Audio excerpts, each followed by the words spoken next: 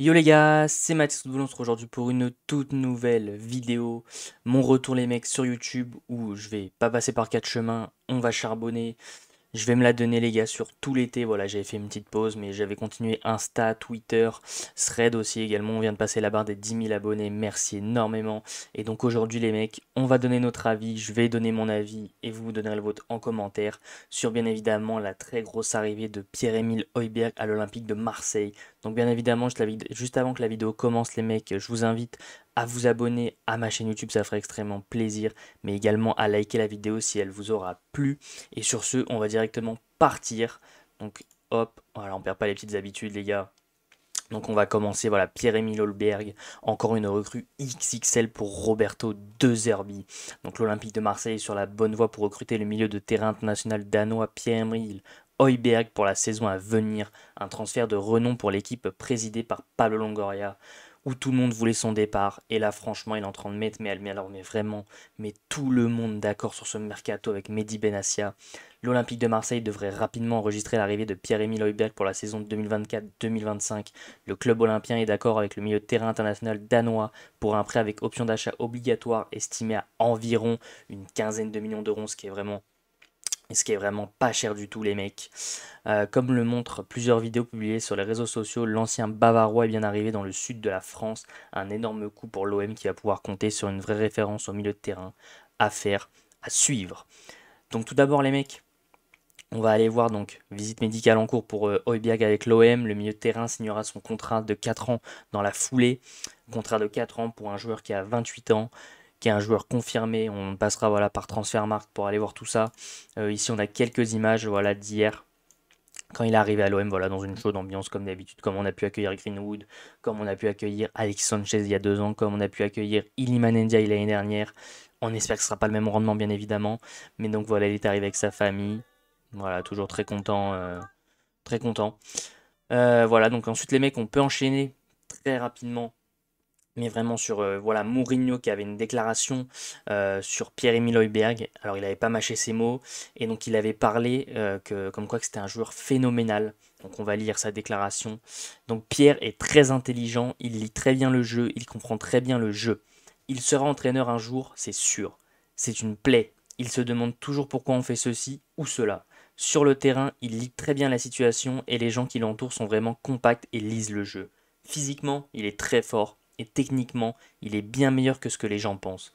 Parfois, les gens pensent que le gars qui est bon techniquement est le gars qui fait la talonnade, le gars qui fait quelque chose de merveilleux, mais ce ne sont pas mes mots. Ce sont les mots de certains entraîneurs d'il y a 30 ou 40 ans. La simplicité est un génie, et c'est ce qu'on veut à l'OM, un peu de simplicité. Et ce gars est si simple dans tout ce qu'il fait avec le ballon, et je pense que c'est un joueur phénoménal, avait déclaré José Mourinho, de quoi mettre l'eau à la bouche des supporters de l'Olympique de Marseille. Et effectivement, José, ça nous met l'eau à la bouche. Alors oui, c'est clair que comme il l'a dit, Højbjerg, c'est pas celui qui va prendre le ballon, c'est pas celui qui va aller faire des passements de jambes, qui va faire des grilles, tout ça, mais dans un milieu de terrain, toute proportion gardée, il est un peu comme Kroos, c'est un peu le joueur vraiment sous-coté par excellence. Bien sûr, les mecs vraiment, toute proportion gardée, pas du tout au niveau de Tony Kroos, mais c'est un mec qui va voilà, être dans ce milieu de terrain, qui va lire très bien le jeu, qui va savoir faire des passes qui vont casser les lignes, qui va tout simplement tout voir. Et à l'Olympique de Marseille, dans un milieu qui devrait donc du coup se composer d'Højbjerg et Koné, franchement, ça annonce du très très très lourd. Donc pour Pierre-Emile Højbjerg, les mecs, bah déjà, voilà, rien que pour les trophées, hein, il y a eu quand même pas mal de trophées glanés, que ça soit en Allemagne, bah pas à Tottenham malheureusement, mais voilà, il y a quand même eu des trophées gagnés. Donc voilà, il est né le 5 août en 95, il a donc 28 ans, il est né à Copenhague, c'est un Danois, international danois, 1m85, profil quand même très très physique. C'est un milieu défensif, mais qui peut aussi voilà, jouer un petit cran plus haut en tant que milieu. 81, 81 sélections pour 10 buts. Voilà, c'est quand même un taulier de cette équipe du Danemark. On peut ensuite tout simplement les mecs aller voir voilà, son petit parcours. Donc ça a commencé dans les formations de Copenhague, tout en allant voilà, à Brøndby, en passant ensuite par le Bayern, l'équipe 2. Ensuite, en montant avec le Bayern de Munich, pareil, Guardiola qui avait fait des louanges sur lui à l'époque. Ensuite, il était parti du Bayern pour aller à Augsbourg. De Augsbourg, il est retourné au Bayern, c'était un prêt. Ensuite, voilà, il s'est un peu baladé en Allemagne, il a fait Bayern Schalke sur un prêt. Ensuite, il y a son prêt qui s'est arrêté. Du Bayern, il est parti à Southampton pour 15 millions d'euros.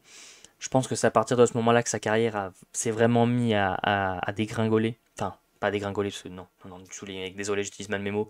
A vraiment monté, parce qu'il a rejoint tout simplement la première ligue, qui est le top championnat. Et donc, en 2020-2021, il signe dans le Tottenham de José Mourinho.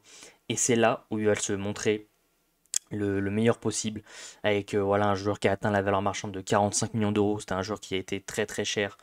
Voilà, bon, il a pas 36 positions, les mecs, hein. Position principale, milieu défensif, comme je l'ai dit, et puis aussi également jouer en tant que milieu central. Voilà, au niveau des stats, les mecs, alors on peut aller les faire dans la globalité avant tout. Hop, voilà, c'est un joueur qui a joué beaucoup de matchs, hein, 440 matchs, 29 buts, 30 passes D. Voilà, l'apport offensif n'est pas non plus merveilleux, les mecs, on est sur un milieu défensif. 71 cartons jaunes, seulement 2 rouges. Voilà, beaucoup de matchs sur ton Premier League, comme je vous l'ai dit, c'est là où il a explosé. En Bundes, c'était beaucoup plus compliqué. Le reste, on va pas forcément y faire super attention. Donc il signe à Tottenham en 2020-2021 sous José Mourinho. Et c'est là que sa carrière va prendre un tournant incroyable. Il fait une saison à 53 matchs, 2 buts, 5 passes, des 12 cartons jaunes. Mais surtout, il joue 3420 minutes. Voilà, 38 matchs en Première Ligue, il enchaîne tous les matchs, 7 en Europa League, 4 en EFL Cup, il en avait fait du coup 9 en Europa, 2 en FA Cup. Voilà, il fait une saison simplement de malade.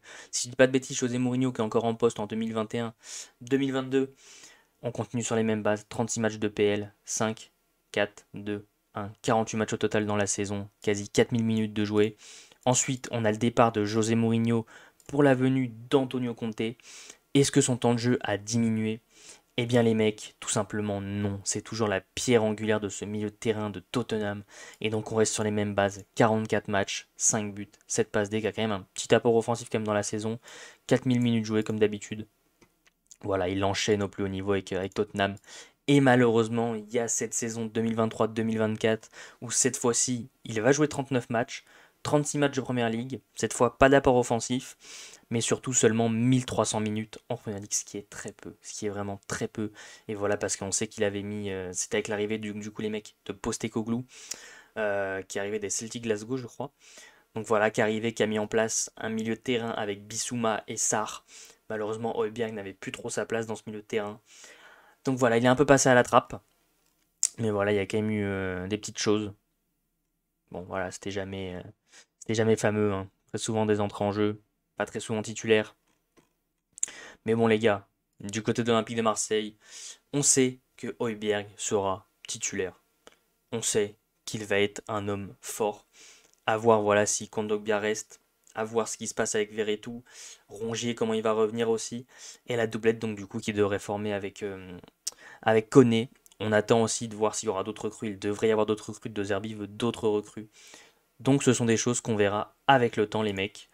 Et puis, bah, c'est un peu tout. Voilà. Milieu de classe mondiale, rien à dire. Euh, Franchement, le transfert qui s'est fait en sous-marin, vraiment, les mecs. L'info qui est sortie il y a 2 jours. Voilà, qui sort il y a 2 jours, ça nous dit oui, info transfert. Højbjerg arrive à l'OM. Info qui sort directement. Et pareil, ensuite dans la foulée, le lendemain soir, un vol qui décolle de Copenhague pour direction Marignane. Et puis tout simplement Højbjerg qui débarque à l'aéroport. Incroyable. Franchement, le transfert sous-marin qui a été fait apparemment surtout par Mehdi Benassia, qui l'a côtoyé au Bayern, qui sont donc de très bons amis. Et voilà, le travail, les mecs de Longoria et de Mehdi Benassia, est tout simplement incroyable et j'espère qu'on va vraiment le mettre en valeur. Sur ce, les gars, c'est tout pour cette vidéo. Voilà, je vous laisse m'écrire en commentaire votre avis sur cette recrue.